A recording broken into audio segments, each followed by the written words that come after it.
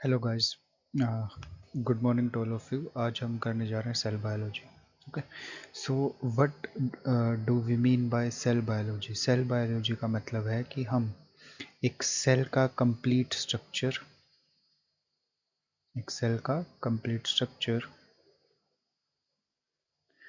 With उसके functions,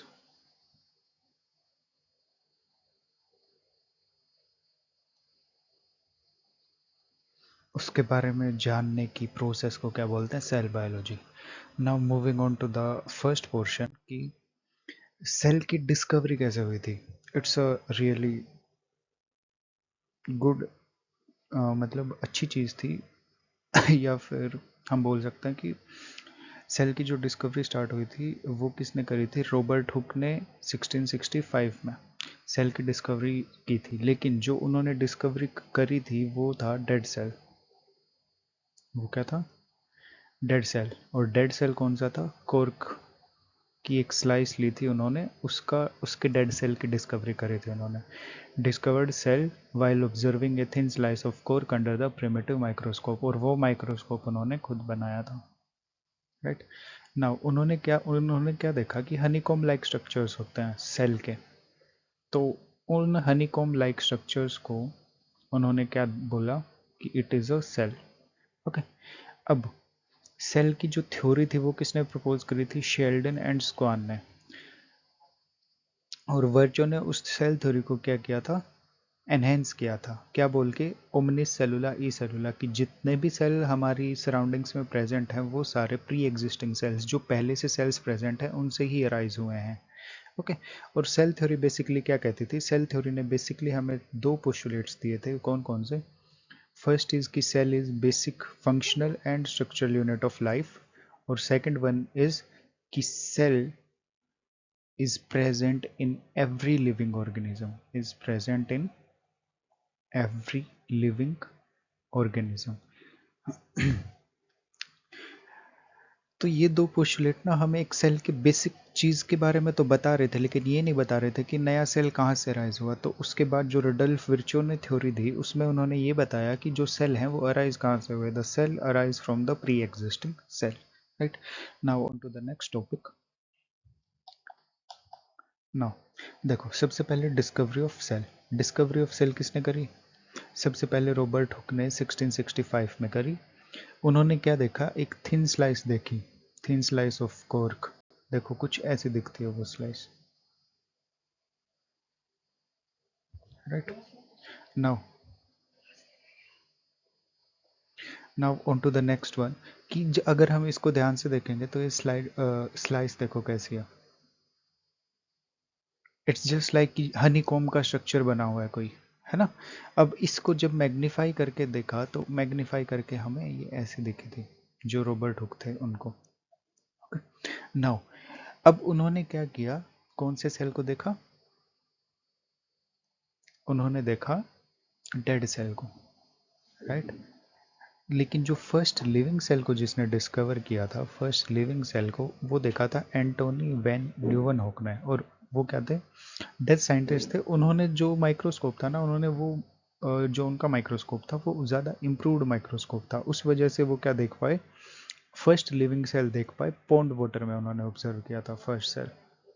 okay, Leeuwenhoek observed living cell in a drop of pond water using the simple microscope। उन्हें कुछ ऐसी चीजें दिखी थी उस माइक्रोस्कोप में।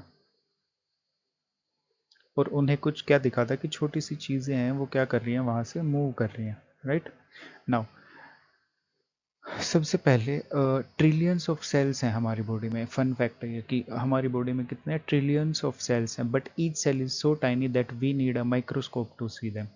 लेकिन एक सेल को देखने के लिए हमें क्या चाहिए? माइक्रोस्कोप।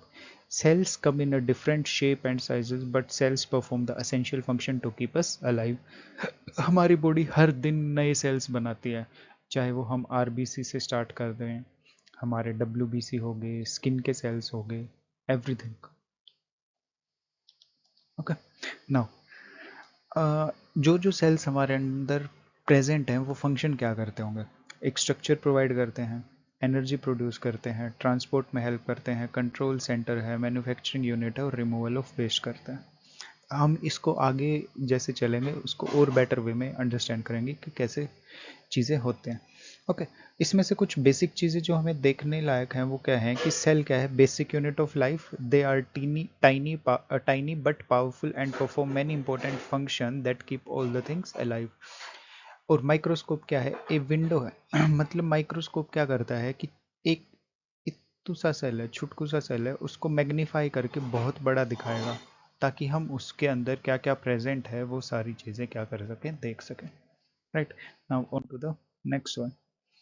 इसमें भी हमने ये सब चीज़ें देखी है कि सबसे पहले किसने डिस्कवर किया था सेल, रॉबर्ट हुक ने 1665 में। किस पे डिस्कवर किया था, डेड कोक का सेल उन्होंने डिस्कवर किया था। डेड सेल की विजुअलाइजेशन उनकी कैसी थी, हनीकॉम्ब लाइक स्ट्रक्चर था। और first observation of the living cell किसने करी थी, एंटोनियो वॉन ल्यूवेनहॉक ने। कब, 1674 में। Okay, he termed the cells as animalcules, animalcules और अ लिटिल एनिमल्स। उन्होंने सेल को क्या बोला था, एनिमलक्यूल्स और little animals. Power of lenses देखो, when Antony van Leeuwenhoek made his own powerful single lens microscope, some magnifying object up to 270 times तक वो क्या कर सकता था, जो एंटनी वॉन ल्यूवेनहॉक ने उनका खुद का माइक्रोस्कोप बनाया था वो क्या कर सकता था, 270 टाइम्स तक, 270 टाइम तक किसी चीज़ को जूम इन कर सकता था। राइट, तो ये एंटोनी वॉन ल्यूवेनहॉक ने ये वाले सेल्स देखे थे। और जो रॉबर्ट हुक थे उन्होंने कॉम्ब लाइक स्ट्रक्चर्स देखे थे, dead cell of the bark. Okay, now on to the next one. अब हमारे पास आते हैं कि ऑर्गेनिजम्स। हमें सेल का पता लग गया कि एक लिविंग सेल होते हैं, एक डेड सेल होते हैं। अब वो सेल किस में प्रेजेंट होते हैं, अकॉर्डिंग टू द थ्योरी, जो थ्योरी हमने देखी थी उस थ्योरी में क्या प्रेजेंट था, क्या प्रेजेंट था, दो दो चीज़ें थी। फर्स्ट इज कि सेल हर लिविंग ऑर्गेनिज्म में प्रेजेंट होते हैं। तो वो लिविंग ऑर्गेनिज्म कैसे होंगे, या तो वो यूनिसेलुलर होंगे कि एक सिंगल सेल का ऑर्गेनिज्म है, या फिर कई सारे सेल्स के ऑर्गेनिज्म है, मल्टी सेलुलर होंगे। राइट, अब देखो यूनिसेलुलर ऑर्गेनिज्म क्या होते हैं, ऑर्गेनिज्म जो एक सिर्फ और सिर्फ एक सिंगल सेल से बने होते हैं वो क्या होते हैं, यूनिसेलुलर ऑर्गेनिजम्स। राइट, और मल्टी सेलुलर जो एक ऑर्गेनिज्म में कई सारे सेल्स प्रेजेंट हैं, जैसे ट्री हो गया, ट्री में बहुत सारे सेल्स प्रेजेंट हैं। फॉर एग्जांपल जाइलम होगी, जाइलम के अलग सेल्स हैं, फ्लोएम के अलग सेल्स हैं, रूट में अलग सेल्स प्रेजेंट हैं, लीव्स में अलग सेल्स प्रेजेंट हैं, है ना, हर एक सेल का अपना स्पेसिफिक फंक्शन। डॉग हो गया, डॉग में अलग अलग सेल्स प्रेजेंट, आंखें हैं उसके पास तो देखने के लिए अलग सेल, खाने के लिए क्या है, टंग है, टंग के पास अलग सेल्स होंगे, वो नॉर्मली वॉक करता है तो चलने के लिए क्या, हैंड्स में उसके या फिर उसकी लेग्स में क्या होंगे, अलग सेल्स प्रेजेंट होंगे। सिमिलरली मशरूम में भी अलग अलग सेल्स प्रेजेंट होंगे। राइट, अब देखो जो यूनिसेलुलर ऑर्गेनिज्म है वो हमने क्या बोला, कितने सेल से बना होता है, एक सेल से, सिंगल सेल। ये या तो दो या दो से ज़्यादा सेल्स के साथ। इनका साइज देखो, अगर एक ही सेल है तो क्या होगा, माइक्रोस्कोपिक ना। लेकिन जो जिस ऑर्गेनिज्म के पास बहुत सारे सेल्स होंगे उसको हम नेक्ड आई से देख सकते हैं कि एक सामने हमारे एक ट्री है, ट्री को भी देख सकते हैं। इनफैक्ट जो छोटी सी ग्रास होती है उसको भी हम विजिबली देख सकते हैं, है ना। जैसे छोटा सा बेबी होता है, कोई डॉग का बेबी हो गया, तो उसको भी हम विजुअलाइज कर सकते हैं क्योंकि उसके पास क्या है, बहुत सारे सेल्स हैं। और उन बहुत सारे सेल्स ने मिला के उस ऑर्गेनिज्म को बनाया है। लेकिन जब हम एक सिंगल सेल की बात करते हैं तो वो सिंगल सेल क्या होता है, काफ़ी स्मॉल इन साइज होता है। फंक्शन, स्ट्रक्चर कैसा होगा उसका, जब वो सिंगल सेल है तो स्ट्रक्चर सिंपल होगा। और इसका स्ट्रक्चर कैसा होगा, कॉम्प्लेक्स। कॉम्प्लेक्स क्यों होगा, देखो जब हमने बात करी कि उसके पास जाइलम है, फ्लोएम है, रूट हैं, लीव्स हैं, तो हर एक सेल का क्या, डिफरेंट डिफरेंट फंक्शन, अलग अलग फंक्शन कर रहा है ना हर सेल। जब वो हर सेल अलग अलग फंक्शन कर रहा है तो उसका स्ट्रक्चर भी तो कॉम्प्लेक्स होगा ना, कि एक सेल हर काम नहीं कर रहा, हर काम के लिए एक अलग अलग सेल प्रेजेंट है। लेकिन जब हम यूनिसेलुलर ऑर्गेनिज्म की बात करते हैं वो एक सेल सारे फंक्शन कर रहा है तो उसका स्ट्रक्चर क्या हुआ, सिंपल सा होगा। और यहाँ पे बहुत सारे सेल्स प्रेजेंट है, हर काम के लिए एक अलग अलग सेल, तो क्या होगा, उसका स्ट्रक्चर कॉम्प्लेक्स होगा। फंक्शन देखो, single cell perform all the essential functions. लेकिन इसमें क्या है, एक सेल स्पेसिफिक फंक्शन के लिए डिजाइन होता है। राइट, नाउ एग्जांपल्स देखो इसके क्या हैं, बैक्टीरिया, अमीबा, पैरामीशियम, क्लैमाइडोमोनास और यूग्लिना। इसके एग्जांपल्स जो मल्टी सेलुलर ऑर्गेनिजम्स हैं उनके क्या एग्जांपल्स हैं? Human beings, plants, animals, mushrooms, birds, etc.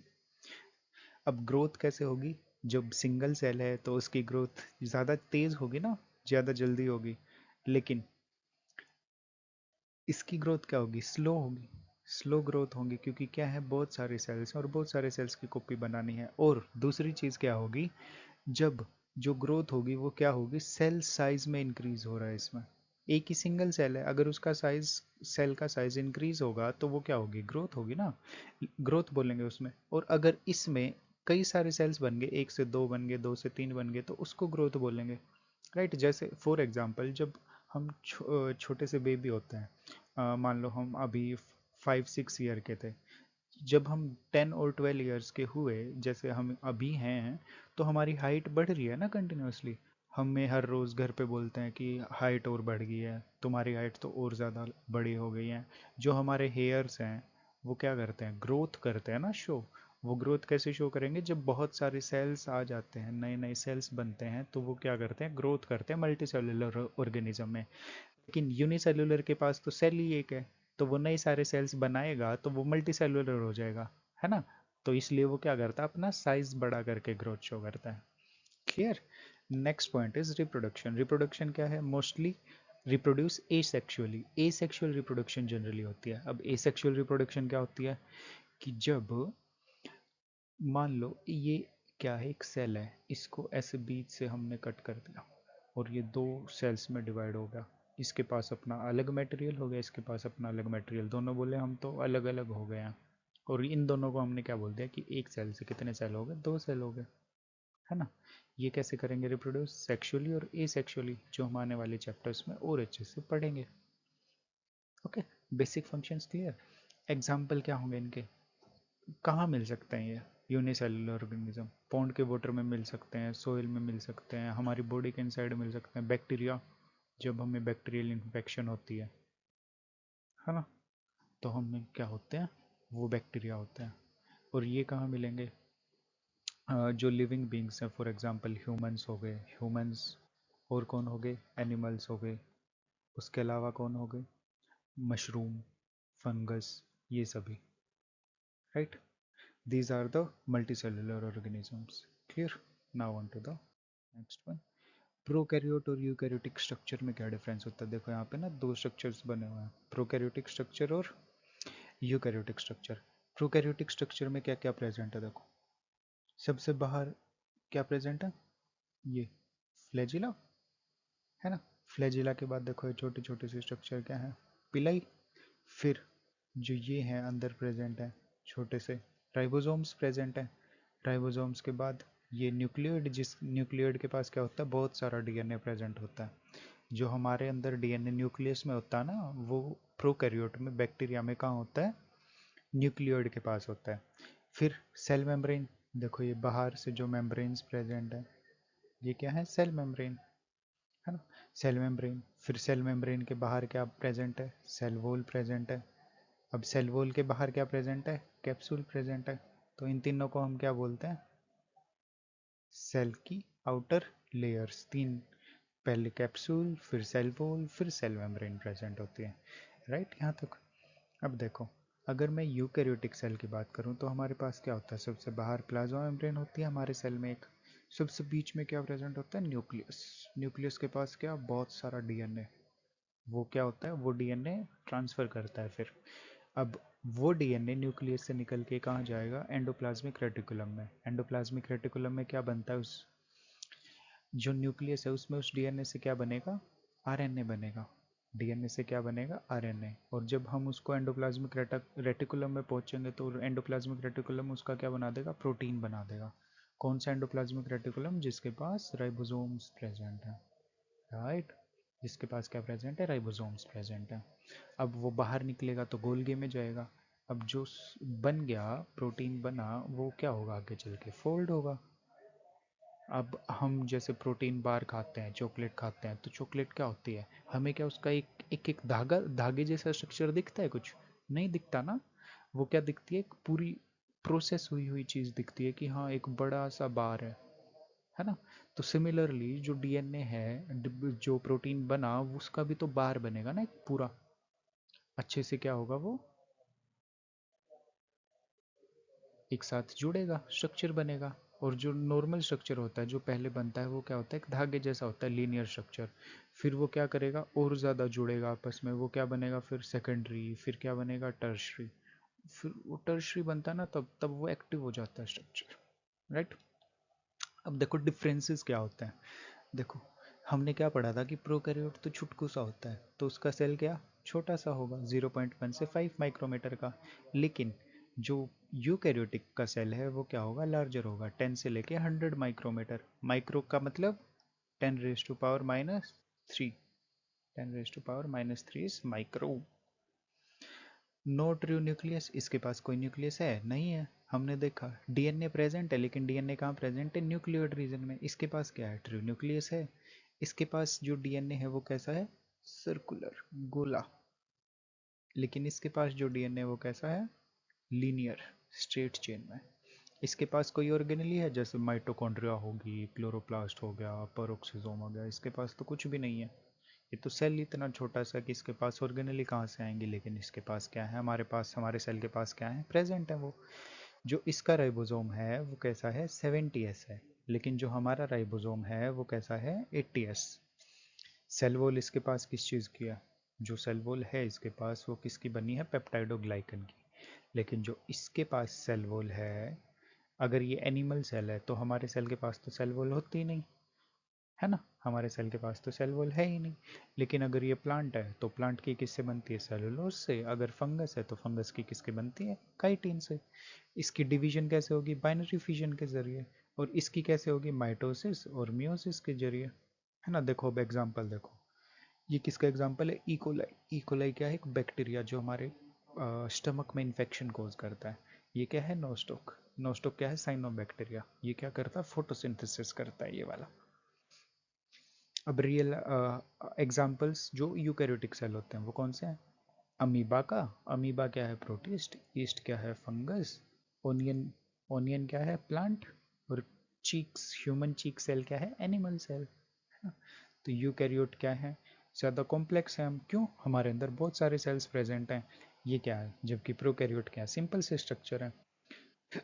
Prokaryote क्या होते हैं, मोस्टली यूनिसेलुलर होते हैं, बस एक ही सेल से बने हुए होते हैं। लेकिन जो यूकैरियोट हैं वो मोस्टली क्या होते हैं, मल्टी सेलुलर होते हैं। यूनिसेलुलर सिर्फ प्रोटिस्ट होता है, जो प्रोटिस्ट होता है ना वो यूनिसेलुलर होता है। बाकी सभी क्या होते हैं, multi cellular. First life form on earth कौन थे, प्रोकैरियोट सबसे पहले आए थे लाइफ पे। उसके बाद हम आए थे, प्रोकैरियोट से ही बने हम, है ना।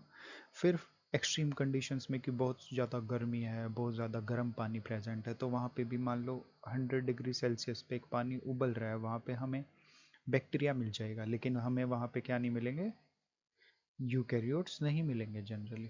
Clear, this is the basic, हम जो सेल बायो में पढ़ते हैं। ओके, होप आप सभी को ये समझ आया होगा।